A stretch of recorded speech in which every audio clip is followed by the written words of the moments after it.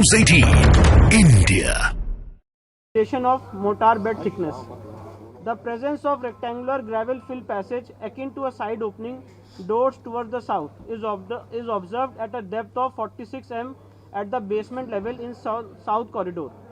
A similar opening at the shallower level down to 3 m is observed in the north corridor, north of the north hall and west of the cellar. Rows of 3 to -4 m wide cellars are observed adjacent to the corridor area and 2 m wide well is concealed in cellar S1. इसका हिंदी अनुवाद यह है कि SI को अपने GPR सर्वे में जो 6 point उन्होंने उसमें लिखा है, उसमें उन्होंने लिखा है कि रो 3-4 m में जो वाइड सेलार्स हैं उसमें कॉरिडोर के बगल में एक चौड़ा कुआं, एक वेल होता हुआ जीपीआर सर्वे में उनको दिखा है। अब प्री एग्जिस्टिंग स्ट्रक्चर पे एएसआई ने डिटेल्ड फाइंडिंग दी है, वो मैं आपको पढ़ के बता रहा हूँ।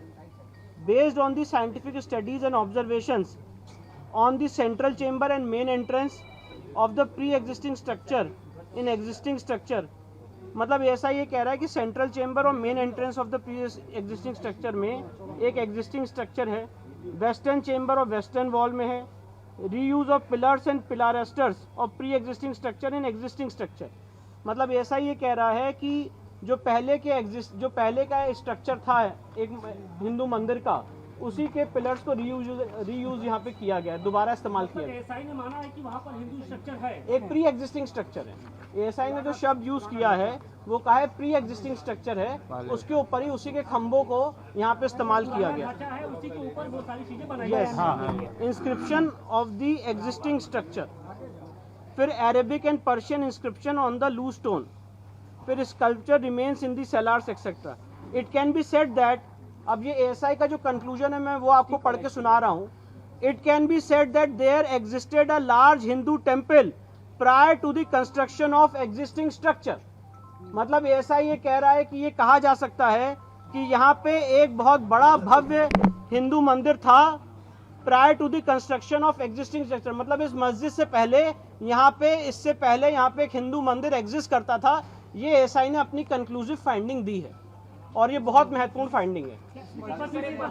एएसआई का जो कंक्लूजन है मैं वो बता रहा हूँ। It can be said that, मतलब ये कहा जा सकता है that there existed a large Hindu temple prior to the construction of the existing structure. मतलब अभी जो स्ट्रक्चर है, इस स्ट्रक्चर के पहले एक यहाँ पे लार्ज हिंदू टेम्पल था। ये बात एएसआई कह रही है कि ये बात कही जा सकती है। तो उसमें कुछ प्रमाण मिले हैं हिंदू मंदिरों के? बहुत प्रमाण मिले, तो ये एएसआई का जो कंक्लूजन है वही मैं अभी आप मेरी बात सुन लीजिए, सवाल उसके बाद एक बार आइए। Large number, it can be said that there existed a large Hindu temple, large Hindu temple.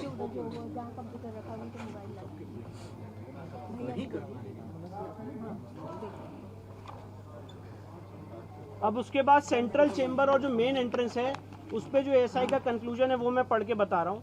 This temple has a big central chamber and at least one chamber to the north, south, east and west respectively. Remains of 3 chambers to the north, south and west still exist, but the remains of the chamber to the east and any further extension of it could not be ascertained physically as the area is covered under a platform with stone flooring. Central chamber of the pre-existing structure forms the central hall of the existing structure.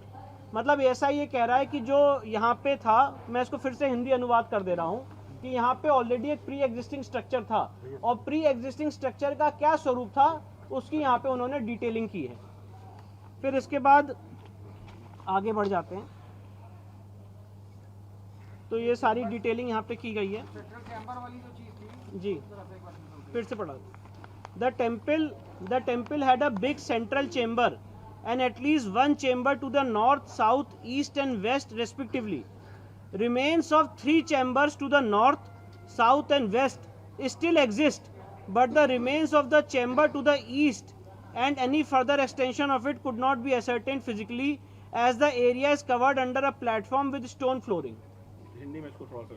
मतलब ऐसा ही कह रहा है कि जो central chamber है उसके वहाँ पे एटलीस्ट एक चेंबर है उसके नॉर्थ में, साउथ में, ईस्ट में और वेस्ट में, और उसमें से जो रिमेन्स हैं 3 चेम्बर्स के, वो आज भी देखे जा सकते हैं नॉर्थ साइड में इस तथाकथित मस्जिद के, साउथ में और वेस्ट में, जो आज भी एग्जिस्ट करते हैं। पर जो बाकी रिमेन्स हैं वो इस समय नहीं एसर्टेन हो पा रहे हैं, क्योंकि वहाँ पे एक प्लेटफॉर्म स्टोन फ्लोरिंग की गई है। वो सेंट्रल चेंबर हुआ जहाँ जी पे असर्टेन सेंट्रल नहीं हो पा रहा। जी, ये सेंट्रल चेम्बर और मेन चेम्बर की बात हो रही है। सेंट्रल और मेन चेंबर में असर्टेन नहीं हो पा रहा, जी। बाकी सब जगह पे असर्टेन हो पा जी जी रहा। ठीक है।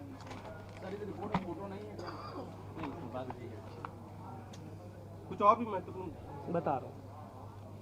Main entrance to the central chamber of the temple was from the west, which was blocked by stone masonry. This entrance was decorated with carvings of animals and birds and ornamental torana. The large arch gateway had another smaller entrance. Figure carved out of the small entrance has been chopped off. A small part of it is visible, as most of it is covered with bricks and stones and mortars which were used for block the entrance. फिर इसके बाद western chamber और western wall के बारे में जो SI ने finding दी वो बता दो. Eastern half of the western chamber still exists, whereas the superstructure of the western half has been destroyed. This chamber was also connected with the north and south chambers through a corridor accessible from its north and south entrances respectively. Remains of this corridor in the northwest side came to light on removal of garbage and debris. The western wall of the existing structure is the remaining part of a pre-existing Hindu temple. ये बहुत महत्वपूर्ण finding है ASI की. ASI ने कहा है कि जो पश्चिमी दीवार है इस तथाकथित मस्जिद की, ये पार्ट है एक प्री एग्जिस्टिंग हिंदू मंदिर का. मतलब एएसआई ये कह रहा है कि जो पश्चिमी दीवार है, ये पश्चिमी दीवार एक हिंदू मंदिर का पार्ट है.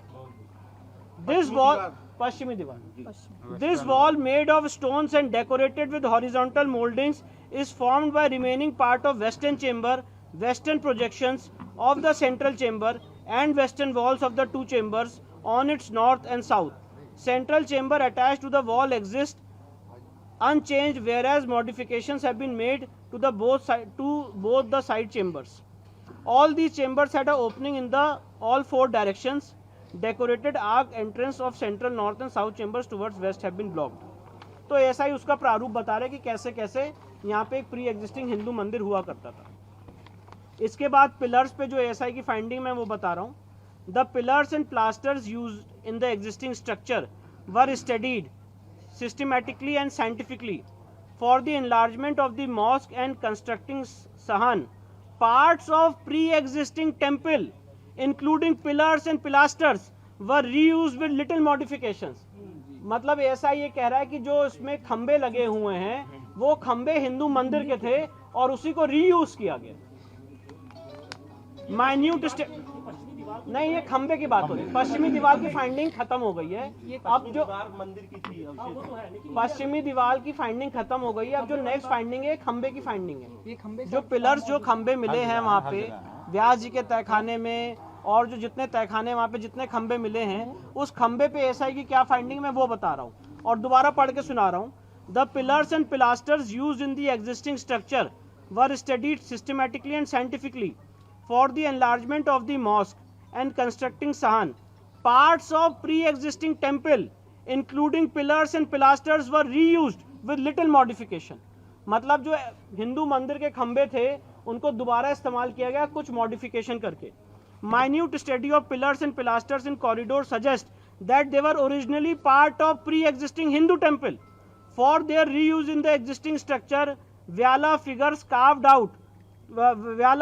carved on either side of lotus medallion were mutilated, and after removing the stone mass from the corners, that space was decorated with floral design. This observation is supported by two similar pilasters still existing on the north and southern wall of the western chamber in their original place. मतलब ऐसा ये कह रहा है कि उन pillars में जो क्राविंग्स थी उसको भी डिस्ट्रॉय किया गया है और उसी को एक हिंदू मंदिर के जो खंबे थे उसको दोबारा रीयूज किया गया है. अब इसके बाद आगे की फाइंडिंग पे आ रहे हैं. एएसआई ने जो फाइंडिंग दी है इंस्क्रिप्शन पे, एक वहाँ पे इंस्क्रिप्शन मिला था, उस पे एएसआई की जो फाइंडिंग है वो बता रहा हूँ.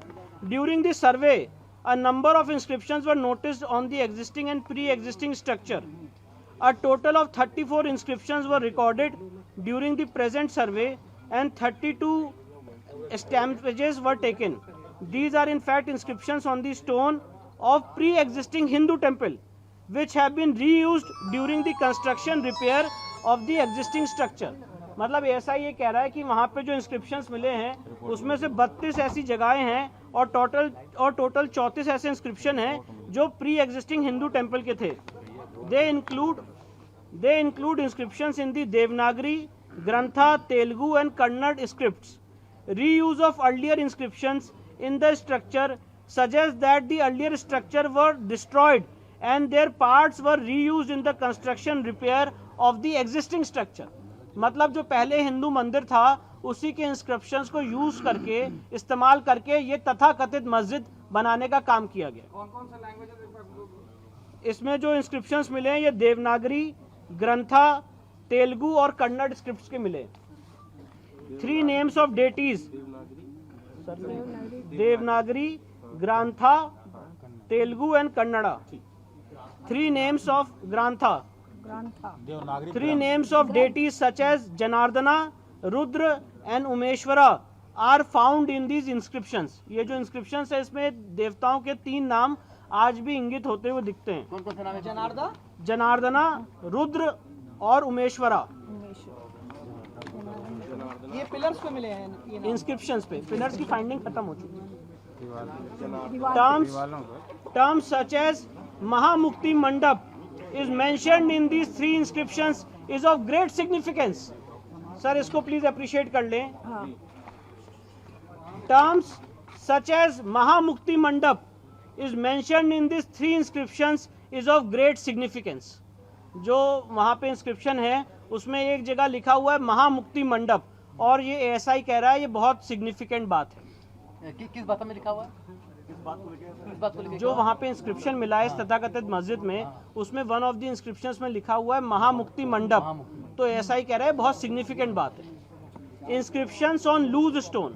अब जो पत्थर हैं जो ऐसे लूज पत्थर हैं उस पे जो कार्विंग्स और इंस्क्रिप्शंस है उसके बारे में एएसआई अपनी फाइंडिंग दे रहा है जो मैं आपको पढ़ के सुना रहा हूँ. ASI had in its custody record. ये बहुत इंपॉर्टेंट बात है इसको प्लीज रिमार्क करें. ASI had in its custody record of an inscription engraved on a loose stone which recorded construction of the mosque in the 20th regnal year of Hadrat Alamgir, Mughal Emperor Aurangzeb, corresponding to 1087 and corresponding to 1676-77 CE. This inscription also recorded that in the year 1792-93 the mosque was repaired with sahan. The photograph of this stone inscription was recorded in ASI records in the year 1965-1966. मैं आपको ये बताना चाहता हूँ सर्वे के दौरान वहाँ पे एक पत्थर मिला था, एक इंस्क्रिप्शन मिला था और वो जो पत्थर मिला था वो आधा टूटा हुआ है. तो एसआई ने कहा कि इस पत्थर का जो ओरिजिनल है वो उनके पास ऑलरेडी उनके रिकॉर्ड्स में था 1965-1966 में. और उस पत्थर में क्या लिखा हुआ है वो आपको आगे बता रहा हूँ. During the recent survey this stone inscription was recovered from a room in the mask.